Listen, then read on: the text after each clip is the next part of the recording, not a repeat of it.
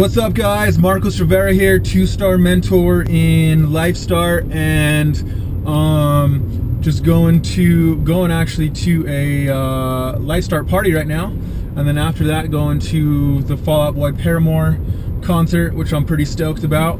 But I got about a 20-minute drive in front of me, so I wanted to do a quick 10-minute video and just tell you guys a little bit about my experience in business, sales, network marketing, leadership, kind of how I got into this game of network marketing. And it starts actually in junior high. In junior high, my mom and I lived in an apartment in Santa Fe, and I would walk to school. And on the way to school, I'd stop at the grocery store and buy candy bars, 3 for $1. And then I'd walk to school and I'd sell them at school for $1. Pretty good margin, right? Pretty good little profit there. I was, killing it in junior high, like 30, 40 bucks a day profit. It was awesome. Good little business going, right? And then, you know how the education system doesn't really provide an environment for entrepreneurs to grow and develop those skills. So my business career, my sales career was on hold. I sold candy bars in junior high, and then didn't really have any other side businesses after that. But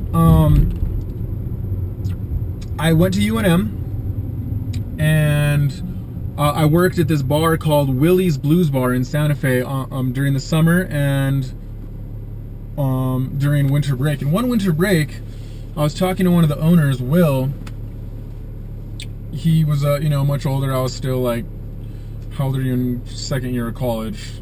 20, something like that. And so I was talking to him, and I asked him what, we were just talking, and he's like, man, I wish I could go back to school and study business. He studied journalism. He wanted to be like the news anchor. And I asked him why did he want to do business? He said, well, because you can get a job anywhere. You can go anywhere with a business degree and get a job, right? And back then I thought I wanted a job. And so that short conversation changed my life. That next semester I changed from a Spanish major to a business major. I got a degree in finance and a minor in Spanish. I was studying Spanish at the time because I was really good at Spanish. I had some great teachers in high school, and I was just good at it. So I changed to finance, and it was the first time that I had been around other people that were interested in like hustling, like making money, like you take nothing and then you create something and you sell it and you got a little business, right? So it was exciting to be around like-minded people and talk about accounting and just the basic business stuff, right? So I changed to finance. I actually have a degree in finance and Spanish. Then actually where it started to get interesting is I graduated in 2008, and all of 2009 I moved back home and lived with my mom. And I remember one day, I was working at a hotel at the time, and I remember one day being scared, well, not scared, but I was just like, man, what am I gonna do? I gotta do something with my life. What am I gonna do? And I called my brother up and I said, hey, what's that book, Rich Dad, Poor Dad? I remember you saying something about that years back, whatever. I want to read that. And the reason that the title stood out to me was because, when I was growing up, we had our share of financial struggles. There were some discussions about it, and we weren't poor. I mean, we never missed a meal, but there were times when, can't get the rollerblades or the BMX or whatever it was. And I remember that was painful to me, and I didn't want to experience that further in life. I wanted to be to where I could buy the car that I want, buy the house that I want, go to Vegas on a Thursday afternoon if I want. Like, I wanted that kind of lifestyle, right? And I remember us being like in a position where we couldn't do that. And then I went to a wealthy high school, and so I would interact with my friends and their parents, and I'd go over and I'd see how they lived, and there was a difference. There was a difference in the way they lived, and there was a difference in the way we lived. And I was like, well, if other people are making money, having great lives, and becoming wealthy and making money, then I can do that too, right?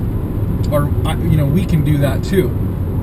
And so that's why Rich Dad Poor Dad stood out to me. So I read Rich Dad Poor Dad in like 3 days. Like, I couldn't put it down. I remember being so like, whoa, like, it's good to be an entrepreneur. Like, it's good to be in sales. It's good to be in leadership, because the way the system is, and the way that my parents that we grew up was like, get a job, get a good job, retirement, 401k, blah blah blah, right?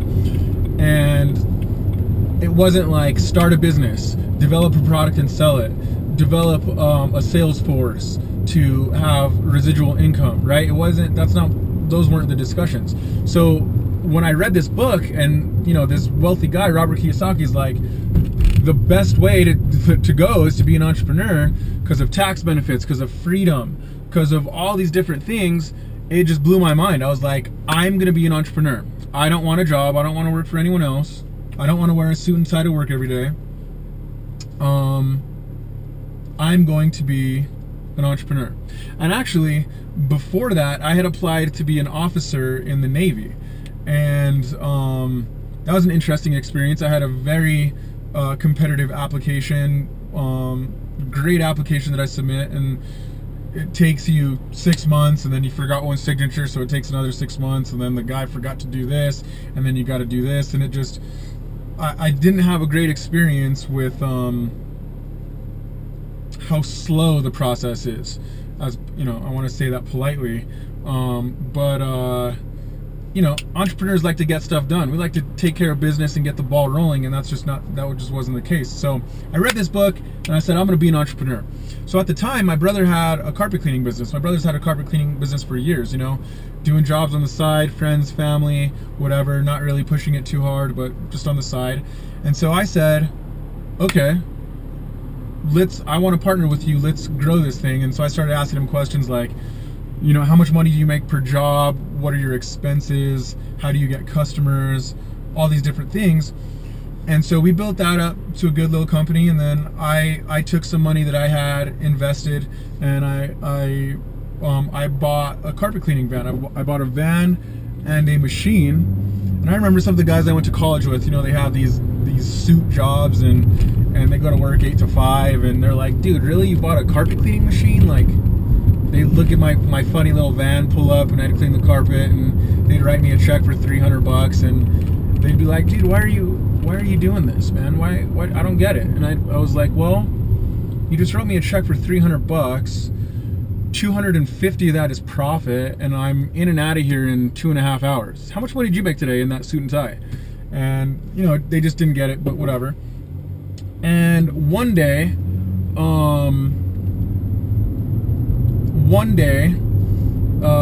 Google deleted my business account. So when you do a search for carpet cleaning Albuquerque to find companies, I'd be either the first or the second, depending on the day, results. So I'd get tons of business just from my Google account, right?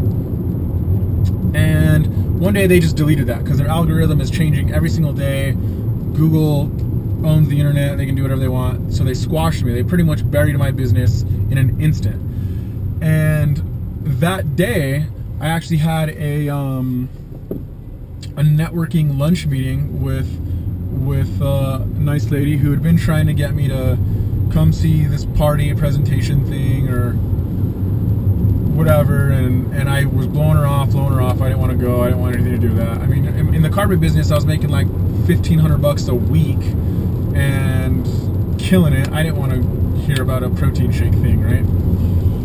So I ended up going to this presentation, and there's like 200 or 300 people there.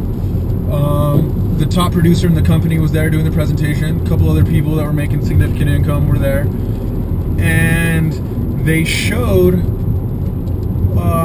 in their presentation, they showed how the exponential income potential of network marketing in this specific company.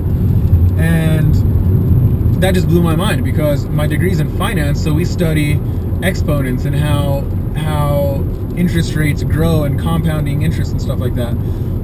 So I was on the same page with that, and it just hit me like a ton of bricks. I was like, dude, if we can go out and do this, like, that's some serious money right there. That's some serious income. The gentleman giving the presentation at the time was making over 6 figures a month, and that just blew my mind, right? And so I'm like, all right, wait a minute. If you're telling me I can sign up for $500 and make, you know, this ridiculous income, I'm gonna do this. I'm gonna go out and I'm gonna kick some butt doing this. And so I signed up, met the gentleman, talked with him, kind of grilled him on a couple different things, and I ended up becoming a huge fan of him over the next couple years, and myself did very well, you know, qualified for a car bonus, helped a bunch of other people qualify for a car bonus, made some money, and been to events with like 10, 20,000 people in an arena, just doing like training from top producers, hearing product testimony, hearing all this crazy stuff, and it just totally changed my life. You know, I'm this average kid from little Santa Fe, New Mexico, had a carpet business, had a candy bar business, and you know, now our organization does thousands and thousands and thousands of dollars of sales every single month, and we're helping other people make money, and we're helping people get healthy and save money and lose weight, and it's just a blast. So that is my experience in network marketing. You know, I think it was Albert Einstein that said, compounding interest is the most powerful force in the universe. And if you can start, you know, I like to give the penny example when I do presentations. What is a penny? If you take 1 penny and you double it every single day for 31 days, what does that turn into? So 1, 2, 4, 8, 16 cents, 32 cents, 64 cents, $1.28. What does that add up to over 31 days? The answer is $10.7 million. And that's how exponential income, that's how exponents grow. And that's the same thing in network marketing. If you can start out just you, and then you get a couple people on your team, and then they get a couple people on their team, and you're that first penny, you're that penny that's just doubling and doubling and doubling, it gets kind of out of hand really fast. And so it's a blast. I love it to death, and it's totally, I know I'm where I'm supposed to be and doing what I was supposed to do, and it's just been a blast, been a great ride, and never knew that going to one little presentation was gonna turn into this career and all this happiness and fun and success and stuff like that, but I'm glad I went. So anyway, guys, that's I just want to do a quick video, pulling up on 14 minutes here. I want to keep this short. We'll see you in Vegas for the launch of our company, August 15th, Lightstar International.